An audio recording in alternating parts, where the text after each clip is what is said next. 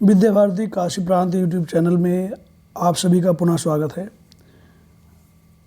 Complete biology के इस क्रम में आज डे 8 पर हम लोग द्विनिषेचन और ब्रूडपोष या एंडोस्पर्म और इसके टाइप्स का अध्ययन करने वाले हैं।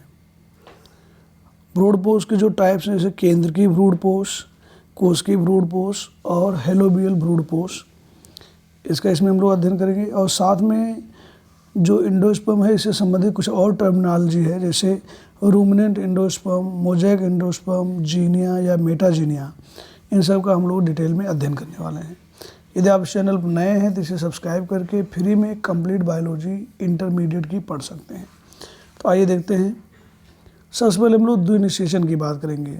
द्विनिषेचन क्या होता है? देखिए, इसके नाम से पता चल रहा है 2 बार निषेचन होना। तो सबसे पहले हम लोग देखें द्विनिषेचन में इसके खोजकर्ता का नाम क्या है। तो इसके खोजकर्ता जो द्विनिषेचन के हैं उनका नाम है नवाश्चिन। तो यहाँ देखिए द्विनिषेचन में बाद में न शब्द आता है। इस न की सहायता से हम हिंट लेकर के आसानी से याद कर सकते हैं कि द्विनिषेचन के खोजकर्ता कौन है? नवाश्चिन है। अब इसमें एक नर युग्मक और एक मादा युग्मक का संयुग्मन होता है। तो जिससे सबसे पहले नर और मादा युग्मक का जब संयुग्मन होगा तो इसमें जाइगोट का फॉर्मेशन होगा। देखिए यहाँ मिडिल में शो हो रहा है जाइगोट, जिसे हम लोग यहाँ पे सेकेंडरी न्यूक्लियस बोल रहे हैं। नर युग्मक और मादा युग्मक देखिए यहाँ मिडिल में मिले हुए हैं और इस प्रोसेस को हम लोग बोलते हैं सिनगैमी। अब एक बार ये निषेचन हो गया और दोबारा सेकेंडरी न्यूक्लियस में एक न्यूक्लियस और जुड़ जाता है तो इसे बोलते हैं त्रिसमेकन या द्विनिषेचन कहते हैं। तो आइए देखते हैं इसको कैसे लिखना है साथ में और डिटेल में इसका अध्ययन करते हैं। द्विनिषेचन में दोनों नर गैमीट्स के केंद्रक एम्ब्रियो सैक में छोड़े जाते हैं, माने वहाँ पहुँच जाते हैं। पिछले वीडियो में उन्होंने देखा भी था कैसे 2 जो केंद्रक हैं नर गैमीट के रूप में वो कैसे एम्ब्रियो सैक में पहुँच रहे हैं। एक नर गैमीट अंड के साथ जुड़कर के द्विगुणित जाइगोट का निर्माण करता है। अभी हम लोगों ने फिगर में देखा डिप्लॉयड जाइगोट का फॉर्मेशन होगा। यह क्रिया संयुग्मन या जनकीय निषेचन, जेनेरेटिव फर्टिलाइजेशन भी कहलाती है। तो सिनगैमी की खोजकर्ता भी कभी कभी पूछ लिया था। सिनगैमी के जो खोजकर्ता हैं स्ट्रासबर्गर साहब हैं, इन्होंने इसकी खोज की। चित्र में हम लोगों ने देखा। आगे देखते हैं, यह द्विगुणित जाइगोट अंत में एम्ब्रियो को विकसित करता है, ठीक। और दूसरा नर गैमीट 2 ध्रुवीय केंद्रक के साथ जुड़ करके त्रिगुणित संरचना का निर्माण करता है जिसे हम लोग प्राथमिक भ्रूणपोष केंद्रक कहते हैं। और यही क्रिया जो है ये ट्रिपल फ्यूजन भी कहलाती है, माने त्रिसंलयन कहलाती है या ट्रिपल फ्यूजन कहलाती है। क्यों? क्योंकि एक बार एक नर युग्मक और मादा युग्मक जुड़ करके जाइगोट बनाया और बाद में एक नर युग्मक और जुड़ करके त्रिसंलयन माने त्रिगुणित संरचना का निर्माण करा, इसलिए इसे बोलते हैं त्रिसंलयन, माने 3 का यहाँ पे संलयन माने आपस में जुड़ गए। निषेचन की 2 क्रियाएँ द्विनिषेचन का क्रिया का निर्माण करती हैं, आपने जान लिया। अब इसके खोजकर्ता की बात हमने पहले किया, कैसे याद करेंगे? तो द्विनिषेचन की बात हुई तो इसमें देखिए नवाश्चिन था।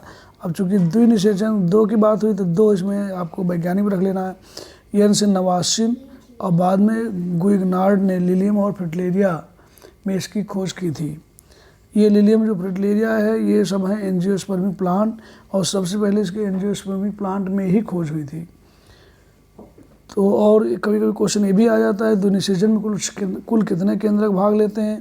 तो इसमें केंद्रकों की कुल संख्या होती है 5, 2 सिनगैमी में तथा 3 त्रिसंलयन में। इस तरह से 5 केंद्रक की संख्या इसमें होती है जो द्विनिषेचन में पार्टिसिपेट करते हैं। तो मित्रों यहाँ पे आपको बता दिए कैसे आप इसको याद करेंगे हिंट लेकर के, और द्विनिषेचन क्या है इतना ही लिखने की आवश्यकता आपको एग्जाम में है। नेक्स्ट चलते हैं भ्रूणपोष की तरफ। एंडोस्पर्म पूछा जाता है तो एक क्वेश्चन इससे ऐसे ही आता है कि भ्रूणपोष अगुणित है या त्रिगुणित संरचना है। तो जब भ्रूणपोष स शब्द आ रहा सा से सी आता है अपने इंग्लिश के अल्फ़ाबेट के क्रम में। ए नंबर पे 1 आता है, बी पे 2 आता है और सी पे 3 आता है। तो जो सी है ये 3 नंबर पे है। तो भ्रूणपोष जो है आपको याद रखना है त्रिगुणित संरचना है। और भ्रूणकोश शब्द होता है, का से कोश, तो का 1 नंबर पे आता है तो वो अगुणित संरचना होती है। यहाँ थोड़ा सा आपको हिंट भी दिया जा रहा है, आप आसानी से याद कर सकें। तो एंडोस्पर्म वृद्धि करते हुए एम्ब्रियो तथा बीजांकुर के लिए पोषक होता है। एंजियोस्पर्म में एंडोस्पर्म त्रिगुणित प्राथमिक एंडोस्पर्म केंद्रक से विकसित होता है, जो कि कायिक निषेचन के परिणाम स्वरूप निर्मित होता है। तो त्रिसंयुग्मन एक नर गैमीट का केंद्रीय कोशिका के द्वितीय केंद्र के साथ संलयन है, ये हम लोगों ने पहले देख लिया है। जिम्नोस्पर्म में भ्रूणपोष निषेचन से पूर्व बनता है, इसलिए यह हमेशा अगुणित होता है। तो यहाँ दोनों कंडीशन ध्यान रखनी है।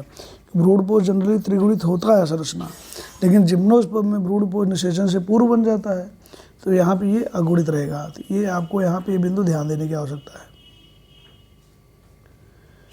अब ये जनरली हम लोग यहाँ पे देख रहे हैं थोड़ा सा ये भ्रूणपोष की संरचना जो भी हम लोगों ने देखा। अब भ्रूणपोष के प्रकार की बात करें तो भ्रूणपोष 3 प्रकार के होते हैं। एक केंद्र की भ्रूणपोष होता है, और दूसरा आपको बताया गया अभी कोशिकीय भ्रूणपोष, और तीसरा होता है हेलोबियल भ्रूणपोष। हम लोग यहाँ फिगर में देख सकते हैं कि ये पहला वाला जो है ये आपका केंद्र की है। देखिए यहाँ पे न्यूक्लियर भ्रूणपोष है, इसमें बहुत सारे न्यूक्लियस का फॉर्मेशन हो रहा है। दूसरा है सेलुलर, और इसमें जब विभाजन होगा सेल बनेगी तो उसके चारों ओर कोशिका भित्ति निर्माण हो जाएगा।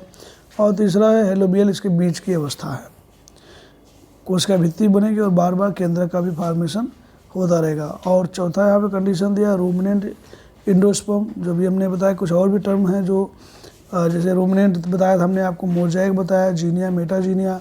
तो रूमिनेंट भी बताया जाएगा। परिपक्व एंडोस्पर्म की सतह अनियमित एवं असमान हो जाती है, जिसे हम लोग रूमिनेंट एंडोस्पर्म कहते हैं। तो आइए इसको डिटेल में देखते हैं। यहाँ से पहला है केंद्र की भ्रूणपोष। अब लिखना क्या है, इंटरमीडिएट बायोलॉजी में आपको लिखना भी होता है, तो इसको भी ध्यान से देखना है। स्क्रीनशॉट भी आप ले सकते हैं कि भ्रूणपोष एंडोस्पर्म विकास के केंद्रीय प्रकार में प्राथमिक एंडोस्पर्म केंद्रक लगातार माइटोटिक मुक्त केंद्र की विभाजनों द्वारा विभाजित होता है, और इसमें भित्ति निर्माण नहीं होता है। देखिए अभी आपको पहले चित्र में हमने बताया इसमें भित्ति का निर्माण नहीं होगा, बार बार केंद्रक ही विभाजित होते रहेंगे। इसके परिणाम से एम्ब्रियो सैक की केंद्र की कोशिका में बड़ी संख्या में मुक्त केंद्रकों का निर्माण होता है। एम्ब्रियो सैक में एक बड़ी रिक्तिका विकसित हो जाती है, जो सभी केंद्रकों को परिधि कोशिका द्रव में ढकेल देती है। तो चित्र में हम लोग पहले देख चुके हैं कि एक केंद्रक बन रहा है, बाद में बीच में एक बड़ी रिक्तिका बन जा रही है, उसके चारों ओर केंद्रक ही केंद्रक का फॉर्मेशन विभाजन द्वारा होता जा रहा है। इसका एग्जाम्पल भी देख सकते हैं यहाँ पे, कॉटन, मक्का और कैप्सेरा में ये कंडीशन आती है। और ये जो हैं ये सब बिलोंग कर रहे हैं पॉलीपेटाइली फैमिली से संबंधित हैं।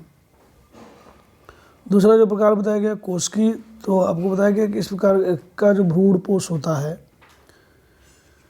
प्राथमिक एंडोस्पर्म केंद्रक के प्रथम केंद्र के विभाजन के तुरंत बाद भित्ति का निर्माण हो जाता है। देखिए हमने बताया भित्ति का निर्माण होगा तभी कोशिका में कन्वर्ट हो रहा है। इस प्रथम विभाजन के परिणाम स्वरूप 2 समान आकार के कक्षकों माने चालेजा और माइक्रोपाइलर कक्षक का निर्माण होता है।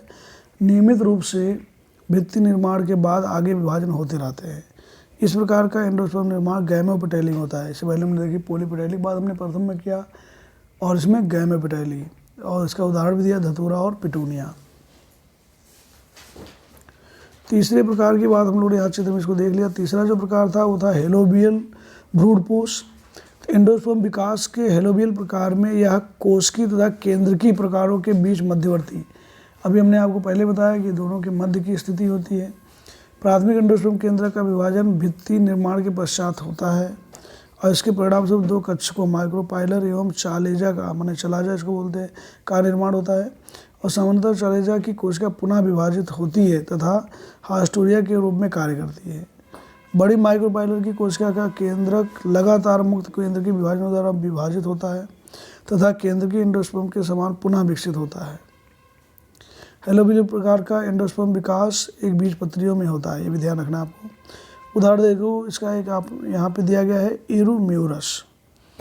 तो ये जो भ्रूणपोष है 3 प्रकार के हैं, किस आधार पे हैं ये आपको, यदि आप वीडियो ध्यानपूर्वक देख रहे हैं तो बताना है। भ्रूणपोष के जो प्रकार यहाँ पे 3 आपको बताए गए, इसका बेसिस क्या है, किस बेस पे इसको डिवाइड किया गया है, विभाजित किया गया है। कुछ और भी टर्मिनोलॉजी थी जिसकी हमने बात किया था, जैसे यहाँ पे रूमिनेंट एंडोस्पर्म था, तो रूमिनेंट आपको पहले मैंने बता दिया था, परिपक्व एंडोस्पर्म की सतह अनियमित एवं असमान होती है, इसे ही हम लोग रूमिनेंट एंडोस्पर्म कहते हैं। एंडोस्पर्म के द्वारा बीज आवरण की सक्रियता के कारण रूमिनेशन होता है, और एंजियोस्पर्म के लगभग 32 कुलों में यह पाया जाता है। ये देखिए उदाहरण दिया है इनोनेसी, पामी और मैरी स्टिकेसी। नेक्स्ट और चलते हैं। दूसरा जो आपने यहाँ पे देख लिया, रूमिनेंट फिगर में भी देख लेते हैं। अभी हमने आपको बताया परिपक्व एंडोस्पर्म की सतह अनियमित एवं असमान होती है। तो इसका जो सतह है आप देखेंगे ये अनियमित और असमान है, इसलिए इसे हम क्या बोलते हैं, रूमिनेंट एंडोस्पर्म बोलते हैं। दूसरा था मोज़ेक एंडोस्पर्म। तो एंडोस्पर्म का ऊतक होमोजीनस नहीं होता, अर्थात इसमें विभिन्न रंग के धब्बे होते हैं। इस प्रकार का जो एंडोस्पर्म होता है उसे हम लोग मोज़ेक एंडोस्पर्म कहते हैं। और इसका सबसे पहले अवलोकन बीबर ने मक्के में किया था। जीनिया मेटाजीनिया दो शब्द और बात थी। तो एंडोस्पर्म पर पोलन के प्रभाव को हम लोग जीनिया कहते हैं। और फॉक नामक वैज्ञानिक शब्द का यूज किया शब्द, और इसका इसका मेन उदाहरण है मक्का। मेटाजीनिया एंडोस्पर्म के बाहर की तरफ स्थित कायिक ऊतक पर पोलन के प्रभाव को हम लोग मेटाजीनिया कहते हैं। और इस शब्द का सर्वप्रथम प्रयोग स्विंगल ने किया, और ये उदाहरण है डेट पाम, खजूर जिसे आप बोलते हैं। तो मित्रों, वीडियो को लास्ट तक आपने देखा, इसके लिए बहुत बहुत धन्यवाद। यदि ये वीडियो में आपको इस वीडियो में कोई भी पॉइंट नहीं समझ में आता तो आप उसे कमेंट करके पूछ सकते हैं। और एक जो क्वेश्चन आपको दिया गया कि जो भ्रूणपोष है एंडोस्पर्म जो है उसको किस आधार पे 3 भागों में बांटा गया है, इसको आप लिख करके बता सकते हैं। नेक्स्ट वीडियो में हम लोग एम्ब्रियो का डेवलपमेंट देखेंगे, भ्रूण का विकास द्विबीजपत्रियों और एकबीजपत्रियों में कैसे होता है। धन्यवाद।